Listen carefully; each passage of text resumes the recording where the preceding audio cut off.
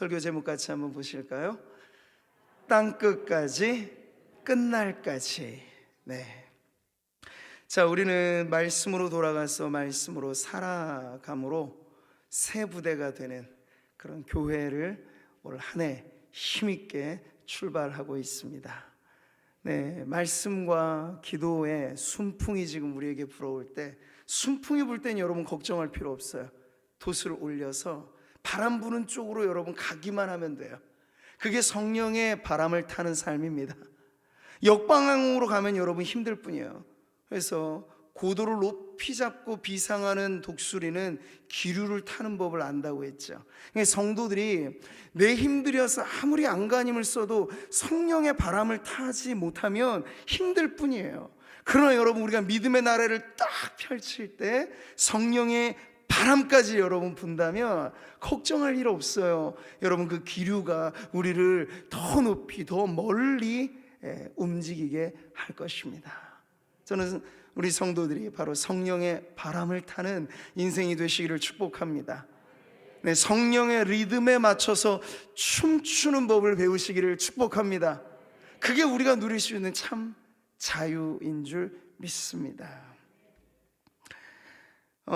저는 참 기대가 돼요. 올해 1월이잖아. 1월에 그래서 숨가쁘게 준비한 선교이긴 하지만 시작이 반이기 때문에 하나님께서 뭔가 올 한 해 우리 교회에 여러 많은 국내외적인 사역으로 선교에 뭔가 위대한 일들을 이루실 거라고 하는 그런 기대감이 있어요. 그러니까 저는 사실 청년 시절에 일본 선교를 한번 대학생 때 가보고, 그리고 사역자 때 청년들을 데리고 일본 선교를 또 가봤어요.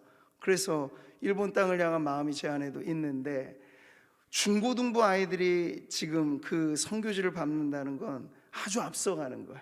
그러니까 이번에 이 복음 원정대에 참여해서 일본 땅을 밟는 우리 자녀들은요, 앞으로 뭔가를 해도 대단하게 하나님께서 뭔가를 이루실 우리 아이들인 줄 믿습니다. 네.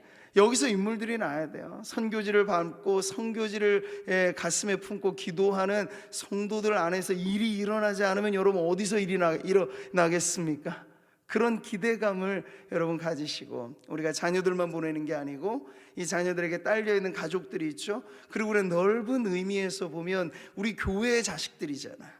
교회의 자녀들을 우리 부모 세대인 저와 여러분이 품고 함께 동반하여서 여러분이 사역을 감당하면 하나님의 일하심이 바로 우리 모두를 통해서 나타나게 될 줄 믿습니다.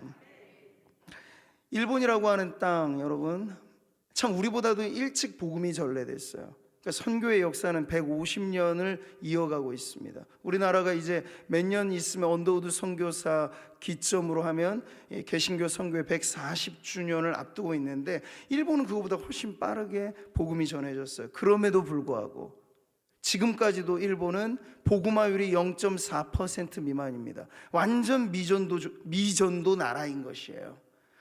그 나라를 밟는다라고 하는 것 자체가 복음의 신을 신고 놀라운 하나님의 역사를 우리가 기대하게 되는 거죠.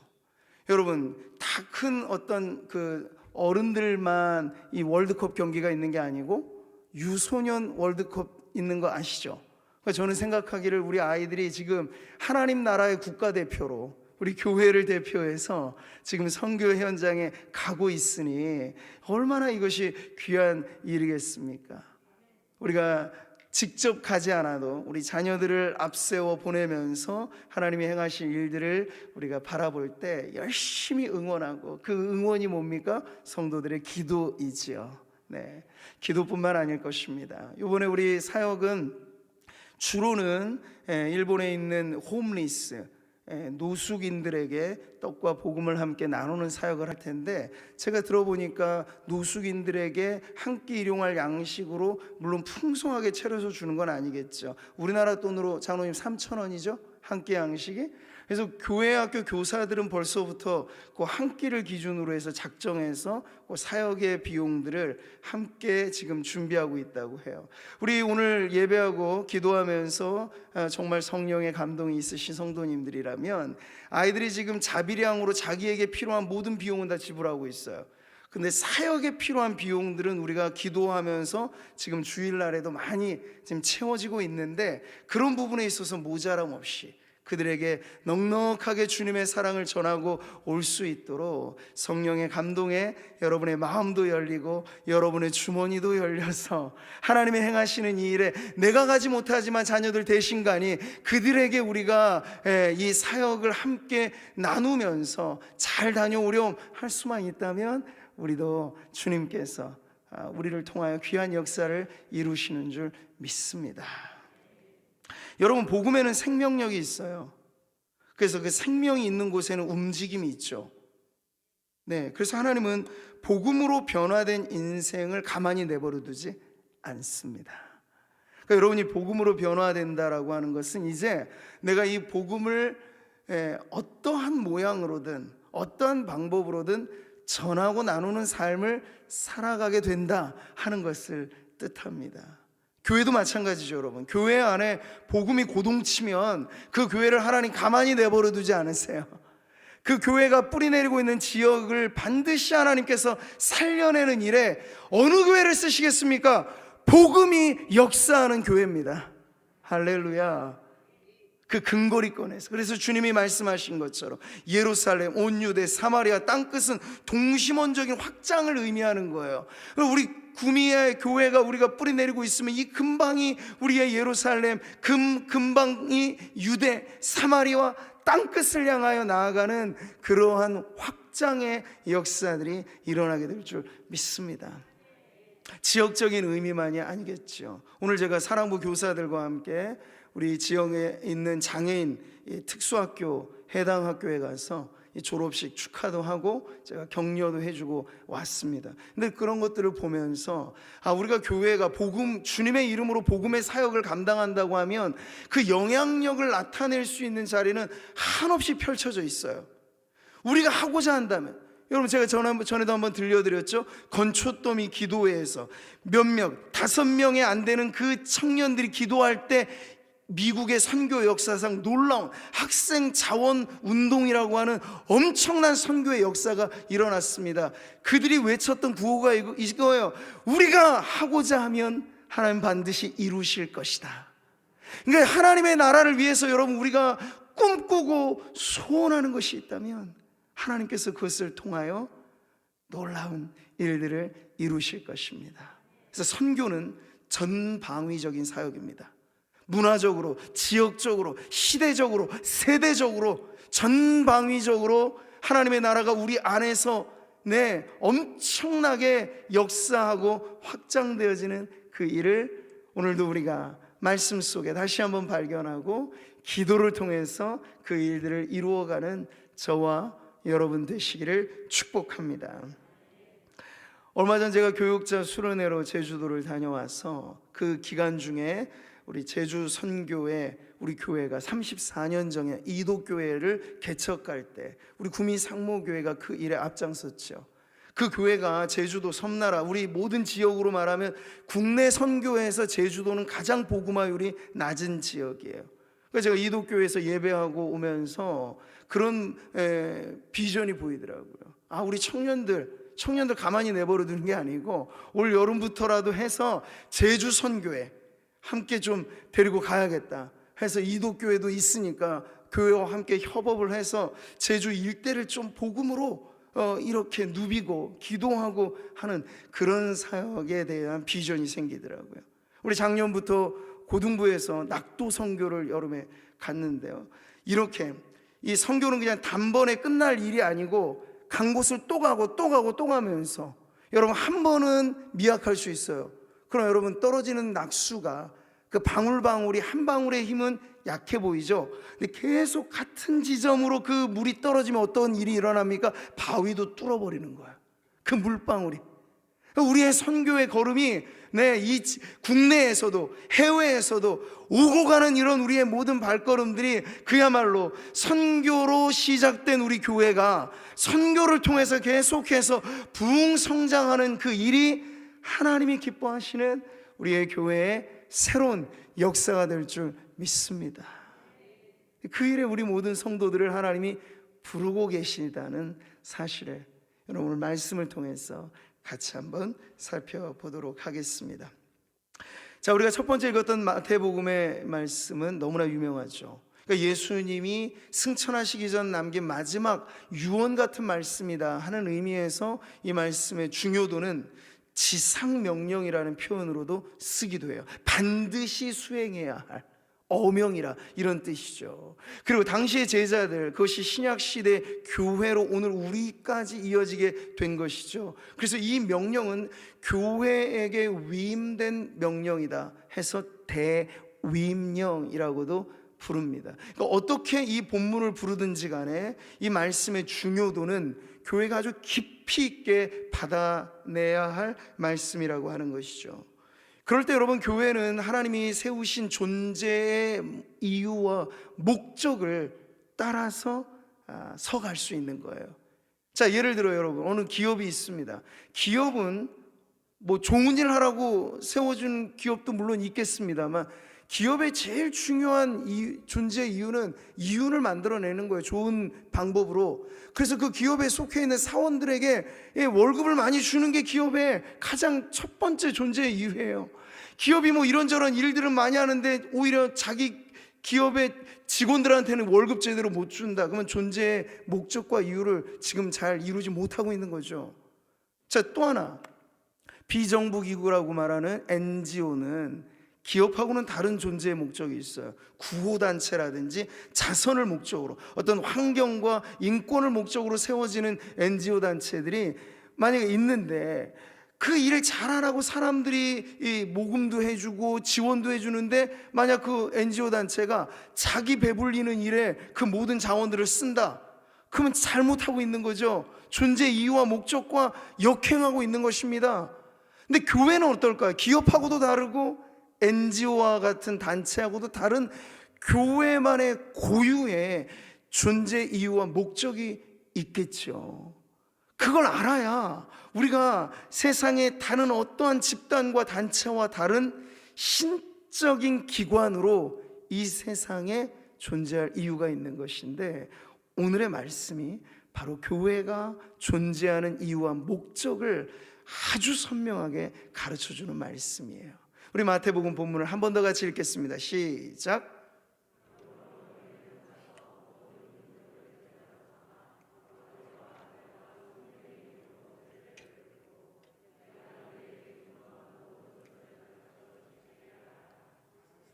아멘. 내가 너에게 분부한 모든 것을 가르쳐 지키게 하라. 이 명령으로 끝나는 이 구절들. 근데 우리는 여기서 선교라고 하는 것을 너무나 지엽적인 의미, 작은 의미로만 생각하는 경향이 있어요. 그래서 교회가 선교한다는 건 어느 지역에 선교사를 파송하는 정도로만 축소된 의미로 생각합니다. 근데 그보다도 큰 의미예요. 오늘 주님의 말씀은 우리가 작은 한 지역 단위, 종족 단위, 문화 단위 이런 정도만이 아니고, 제가 설교 제목으로도 삼은 것처럼 끝날까지, 이 세상 끝날까지 우리가 이루어야 할 과업을 주님 말씀해 주신 거예요. 그것은 우리 상모교회가, 상모교회로 불려지는 이 지역의 교회가 이 세상에 존재하는 마지막 순간까지도 우리가 잊어서는 안 될 과업을 주님이 이 말씀에 담아 주셨다 하는 것이에요. 자, 그래서 교회에게 있어서 우리의 정체는 무엇이고, 우리가 왜 지금 이 시대에 구미 상모동이라고 하는 이곳에 뿌리를 내려 있는가에 대한 목적의식을 아주 분명하게 가르쳐주는 말씀이죠. 대위임령으로 불려지는 이 말씀을 통해서 우리는 교회가 먼저는 주님과의 관계에 있어서 어떠한 자리에 있는지를 알게 됩니다. 교회는요, 제가 앞서도 말씀드린 것처럼 여러 자선단체들은 많아요. 여러 많은 공익적인 단체들도 많아요. 그러나 교회가 이 세상에 존재하는 건 그러한 단체들과는 전혀 다른 차원인 거죠. 왜 그런 거 아니? 우리 교회에는, 아니 교회에만 있는 특권이 있다면 바로 성삼위 하나님의 이름이 우리 교회에 있는 것이에요. 네, 여기 보십시오. 아버지와 아들과 성령의 이름으로, 그게 너무나 중요한 권위감이거든요. 교회가 뭐 담임 목사 이름으로 지금 있는 게 아니에요. 교회가 어떤 유력한 다른 어떤 사람들의 이름으로 세워져 있는 게 아니고, 교회는 성삼위 하나님의 이름으로 세워진 거룩한 공동체입니다. 그래서 지상에 세워진 교회들은 간판대로 보면 이름이 다 다르죠. 그래서 뭐 개척하는 교회들마다 요즘 보면 획기적인 이름을 지으려고 애들을 많이 써요. 한 번 보면 그 간판 잊지 않도록 막, 예전에는 그냥 동네 이름으로 교회 이름 하나 있으면 됐어요. 근데 그 동네에 교회가 또 세워지니까 제1교회가 생기는 거고, 중앙교회가 생기는 거고, 제2교회가 생기는 거고, 남부교회가 막 분화가 되는 거죠. 근데 옛날로 말하면 고린도 교회는 고린도 지역에 있는 교회를 고린도 교회라 부르는 거고, 에베소 교회는 에베소 지역에 있는 교회를 에베소 교회라고 부르면 됐던 거죠. 아주 단순한 거예요. 근데 이 모든 지역적 의미의 교회 이름들도 사실 천상에 이르러서는 통합이 됩니다. 거기 가서는 우리의 간판이 이제 무색해지는, 완전히 교회의 이름이 새로워질 때가 있을 거예요. 그 교회의 이름은 바로 성삼위 하나님의 이름으로 불려지는 교회가 될 것입니다.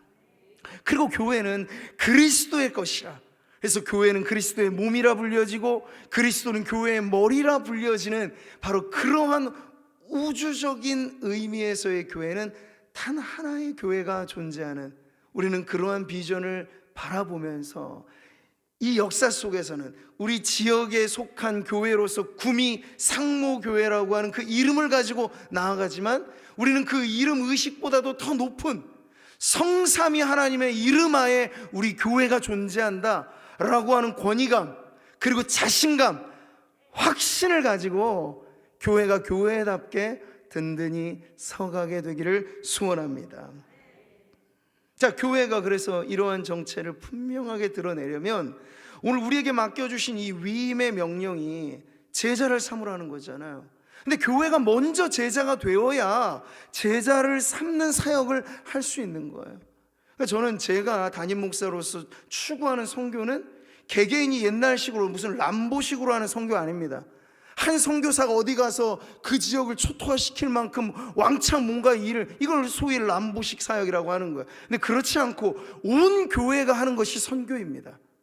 여러분, 전쟁이 일어난다고 생각해 보세요. 그건 전방부대만 뭐 총칼을 들고 싸우는 건가요? 아니잖아요. 그 전방부대가 그 일을 잘하도록 물자를 지원해주는 지원부대가 있는 겁니다. 후방에서 그것을 든든하게 보충해 줄 수 있는 보충의 역할도 한 싸움의 전쟁터에서 동료의식을 가지고 일을 하는 것이죠. 마찬가지입니다. 선교는 어느 한 선교사의 일이 아니고 교회에게 위임된 사역이라고 하는 것을 여러분 잊지 마시기를 바랍니다.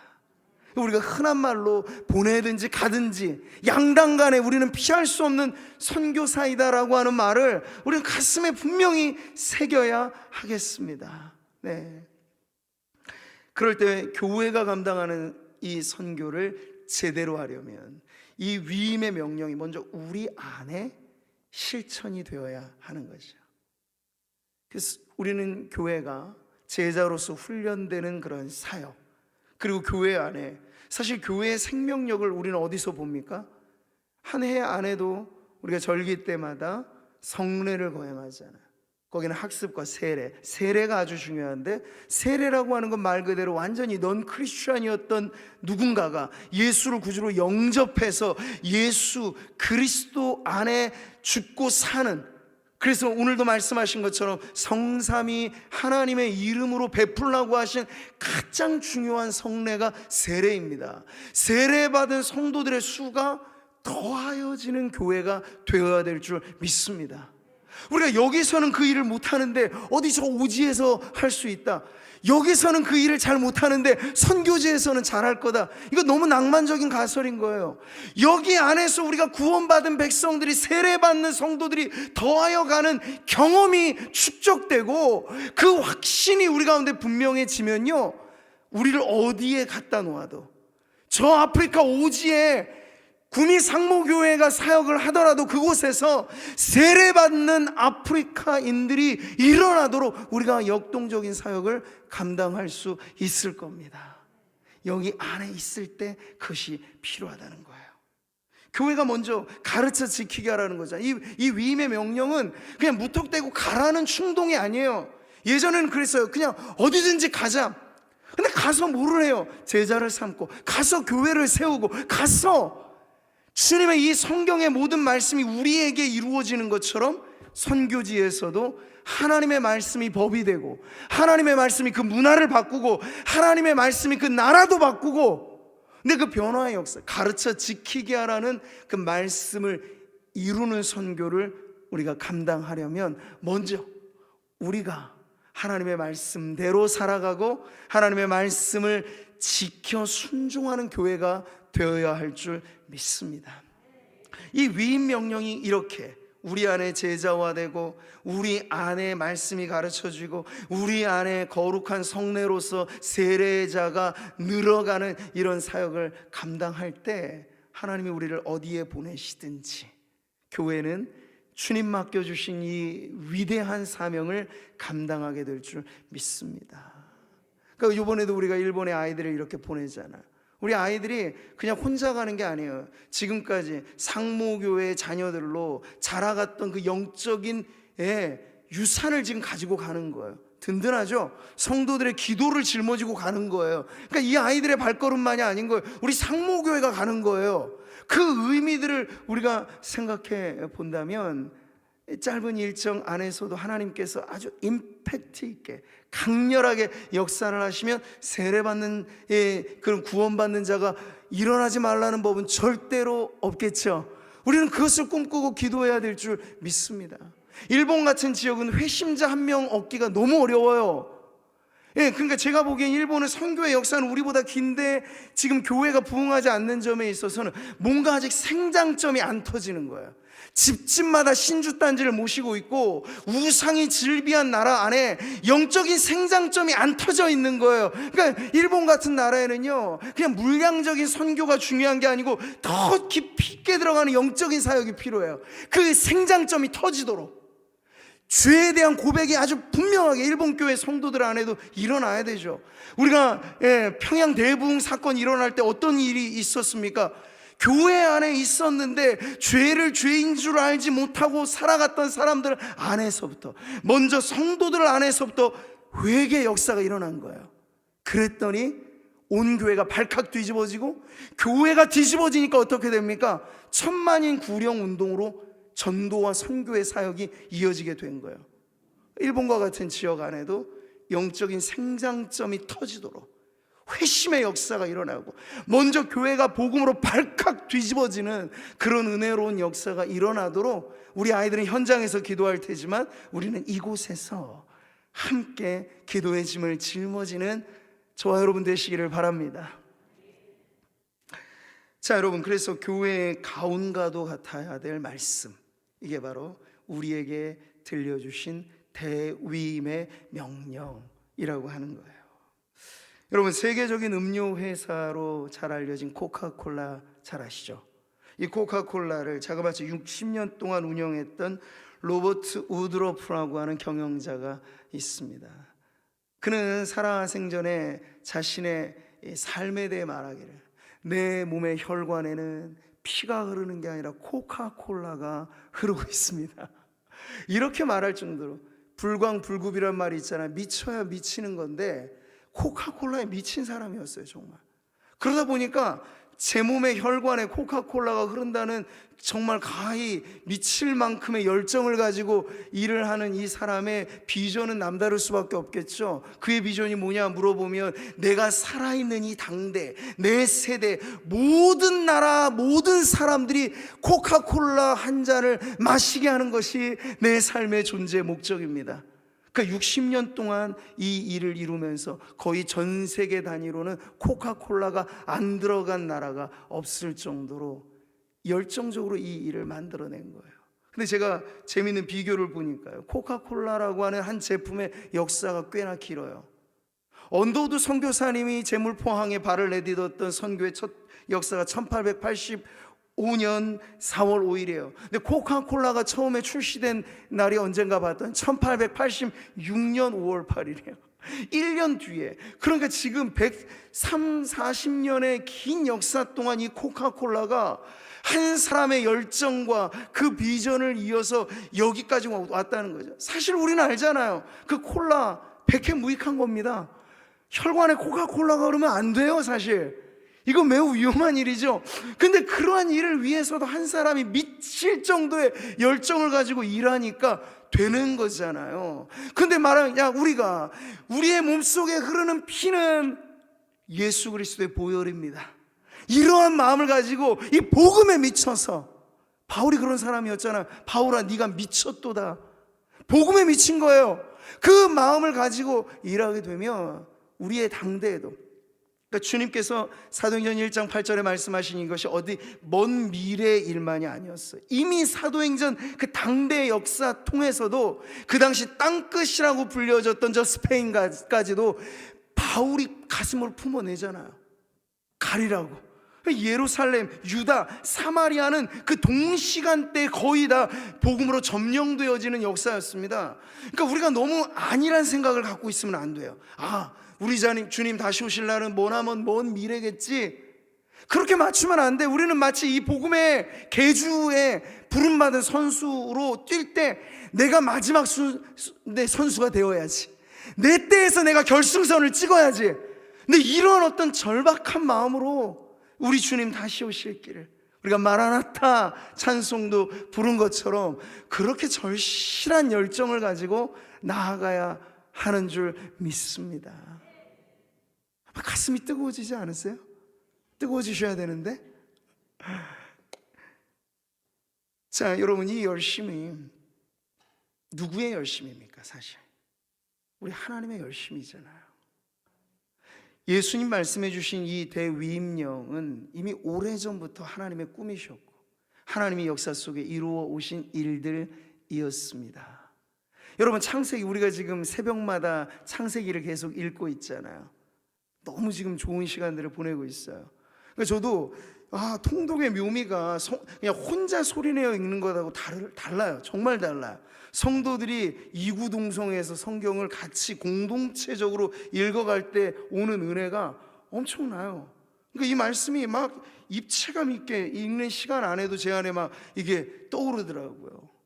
아브라함을 하나님께서 부르실 때 그 아브라함 한 사람 안에 이미 하나님은 수천 년 뒤에 있게 될 저와 여러분까지의 역사, 아니 그 이상의 역사까지도 아브라함 한 사람을 부르셨을 때 이미 하나님의 계획 속에선 있었던 거죠. 아브라함에게 주신 약속이 무엇이었습니까, 여러분? 너를 축복하는 자에게는 내가 복을 내리고, 같이 읽으세요. 너를 저주하는 자에게는 내가 저주하리니 땅의 모든 족속이 너로 말미암아 복을 얻을 것이라. 아멘. 오래전 여자의 후손에서 약속되었던 바로 그 메시아, 아브라함의 혈통을 따라 예수님의 족보를 보니까 완성된 예수 그리스도에 이게 이르러서 바로 여러분 이 주님의 예언과 주님의 약속이 이루어지는 것을 우리가 보는 것이죠. 그런 여러분, 우리의 아가 이걸 단순히 내가 품느냐 마느냐의 문제로 생각하는 게 아니고 이것은 하나님의 열심이고, 그래서 우리가 하나님의 열심에 동참하는 특권을 누리느냐 아니면 누리지 못하느냐의 문제로 받아들이셔야 돼요. 선교는 바로 그러한 것입니다. 가장 높이 나는 새가 가장 멀리 본다는 격언, 이것으로 유명한 갈매기의 꿈이라고 하는 우화 소설이 있습니다. 거기에 주인공 갈매기가 조나단 리빙스턴인데요, 그 당시에 다른 갈매기 무리들은요 살아가는 이유가 아주 뻔했어요. 그 갈매기들의 시야에는 물 밖에 고개를 드미는 물고기만 보였어요. 그 다른 모든 갈매기들의 날갯짓은 내가 얼마나 물고기를 잡아먹는데 이 날개를 쓰느냐 정도로만 사용했어요. 그러니까 자기가 얼만큼 높이 날 줄을 몰랐던 거예요.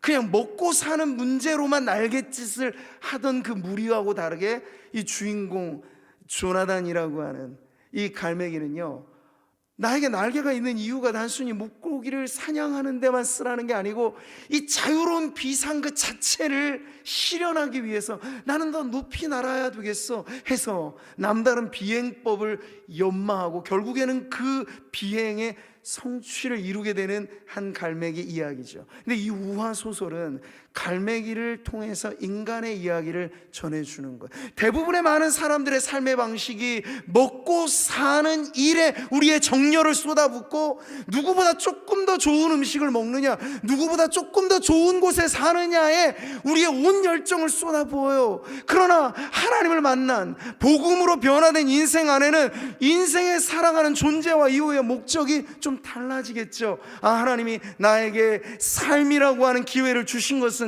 단순히 내가 더 많이 더 풍성히 먹고 누리라고만이 아니고 하나님이 오래전부터 계획하신 하나님의 꿈, 하나님의 계획, 하나님의 열심에 내가 동참하라고 하나님이 나로 예수 믿게 하신 것 아닌가 하는 그러한 확신이 오게 되면요, 성도의 비행이 달라지는 거예요.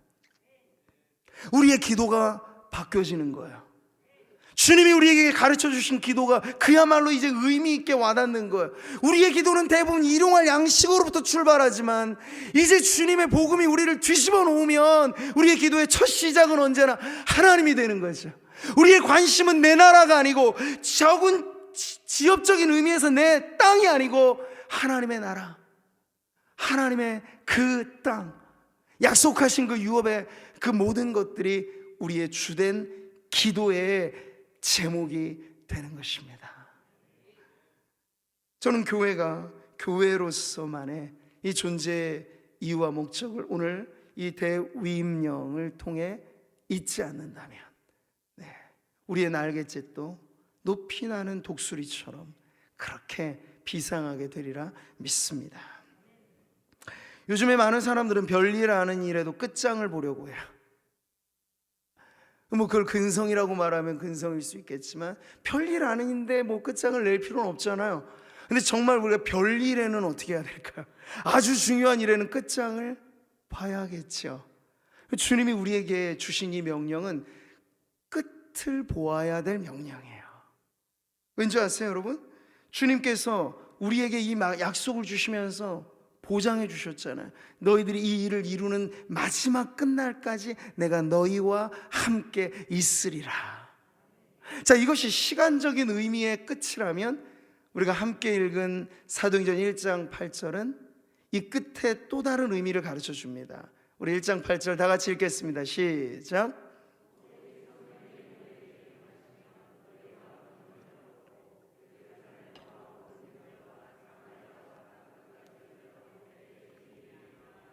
아멘. 우리가 보아야 될 또 하나의 끝이 있습니다. 바로 땅 끝입니다.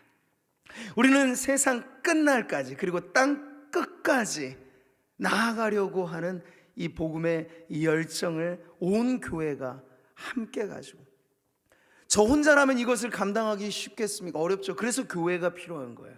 하나님이 혼자 하라고 이 사명을 사도 바울 한 사람에게 주신 게 아니고 교회를 통해서 이것을 이루라고 하나님께서 교회에 그 당시에는 사도도 세우시고 목자도 세우시고 다 하신 이유는 교회가 이 사명을 잘 감당하라고 일꾼들을 세워주신 것입니다. 이것은 오래된 노래예요. 오래된 소원이에요. 시편 22편에 노래하기를 땅의 모든 끝이 여호와를 기억하고 돌아오며 모든 나라의 모든 족속이 주의 앞에 예배하리니 나라는 여호와의 것이요 여호와는 모든 나라의 주제심이로다. 아멘. 모든 나라의 주권은 사실 하나님에게 속해 있어요. 근데 그것을 인정하지 않으려고 하니 우리가 선교를 해야 될 이유가 바로 거기 있는 거예요. 복음을 모르니 주권이 자기들에게 있다고 착각하는 거죠. 그들에게 하나님께서 열방의 주제이시다라고 하는 사실을 선포하는 것이 바로 우리가 복음을 땅 끝까지 전해야 될 이유인 것입니다. 제가 오늘 설교의 제목으로 삼은 이것은요, 수십 년간 자신의 선교 사역을 통해서 성경적인 선교를 가르쳐준 한 선교사님의 이 책 제목과도 똑같아요. 땅 끝까지, 끝날까지라고 하는 이 선교사님의 책이 있는데 에이다 러움이라고 하는 선교사님이에요. 이분이 선교에 대해서 교회와 성도들이 가지고 있는 기본의 고정관념을 좀 깨고 성경적으로 우리가 선교를 어떻게 받아들일 것인가에 대한 기초적인 그런 가르침을 이 책에 잘 담아 놓으셨는데, 여기서 아주 중요한 질문을 합니다. 질문을 바꿔야 된다라고 하는 의미에서 우리가 가져야 될 문제의식을 던져줘요. 그게 뭐냐면, 그분이 이렇게 말을 하더군요. 우리가 선교에 대하여 생각할 때 기본적인 질문은 내가 과연 선교사가 되어야 하는가? 대부분 그렇죠. 이 질문에 머물러 있어요. 그래서 선교사가 되느냐 마느냐, 그리고 이 질문에서 멀어져 있는 상태에서는 나는 선교와 전혀 관계가 없는 것이냐 살아가죠. 그런데 질문을 바꿔야 된다는 거예요. 어떻게 바꿔야 되겠습니까? 이렇게죠. 어떻게 하면 내가 하나님의 세계 선교에 동참할 수 있을까? 하나님이 하시는 선교는 실로 방대한 것인데, 세대적으로, 지역적으로, 시기적으로, 문화적으로 아주 다양하게 선교는 펼쳐지는데, 내가 나에게 주신 재능과 달란트와 나에게 주신 이 모든 것을 가지고 어떻게 하면 하나님의 선교에 동참하는 삶을 살 수 있을까? 라고 질문을 바꿔보라는 얘기죠. 그러면 선교를 제가 처음에도 그냥 어떤 타문화권으로 가는 일만을 선교로 생각했던 그 좁은 의미에서 벗어나서, 우리는 우리의 인생 전반에 걸쳐서 어느 모양으로든지 하나님이 지금도, 하나님의 역사는 분명한 의미가 있어요. 예수님 다시 오시기 전까지 땅의 모든 끝이 여호와를 경외할 수 있도록 그 열방의 복음이 전해지는 역사를 하나님께서는 지금도 이루고 계신데, 그 방대한 하나님의 선교의 사역에 어떻게 하면 내가 동참하는 특권을 누릴 수 있을까? 우리 성도님들의 질문도 이와 같이 바뀌어지시기를 축복합니다.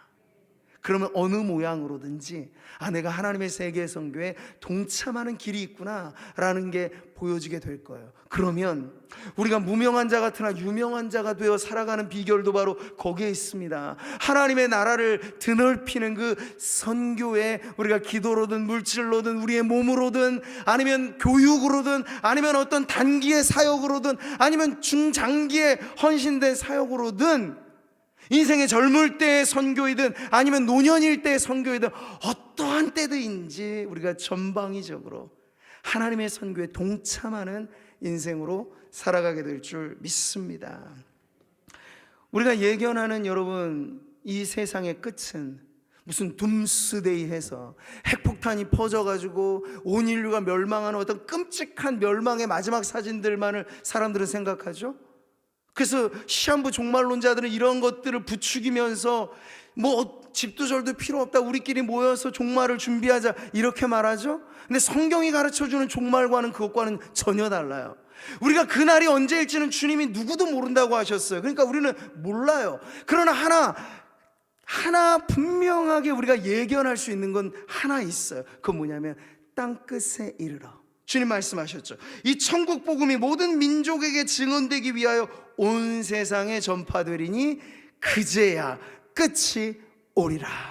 아멘. 우리가 두렵고 떨리는 마음으로 겁을 먹으면서 이 세상의 종말을 두려운 마음으로 맞이해서는 안 되고요. 교회는 적극적으로 아멘 주 예수여 어서 오소서라고 하는 그 사명을 우리가 이어가도록 어떻게 해서든지 내 당대 남아있는, 아직도 그들의 종족의 언어로 복음이 전해지지 않고 그들의 언어로 성경이 번역되지 않고, 그래서 선교 교회가 세워지지 않는 어떠한 나라와 종족이 있든지 우리가 그곳에 가서 교회가 땅끝까지 끝날까지 복음을 전해야 하리라 하는 그런 마음으로 우리가 맞이하는 이 세상의 끝은 운명적인 것이 아니라 아주 역동적으로 다가오는 미래가 되는 줄 믿습니다. 자, 이제 말씀을 마무리하죠. 저는 이제 다음 주에 나아갈 우리 일본 단기팀 자녀들이 이 기간을 통해서 물론 전문화된 사역을 하고 올 수는 없어요. 그러나 우리 아이들이 선교의 세계를 경험하기만 하여도 저는 큰 수확이 있다고 믿습니다. 그럴 때 경험하기를 바라는 건 믿음의 선교예요.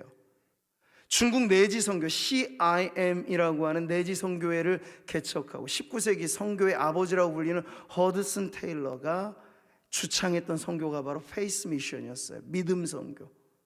그 믿음의 선교는 아주 강력한 능력이 있는 것입니다.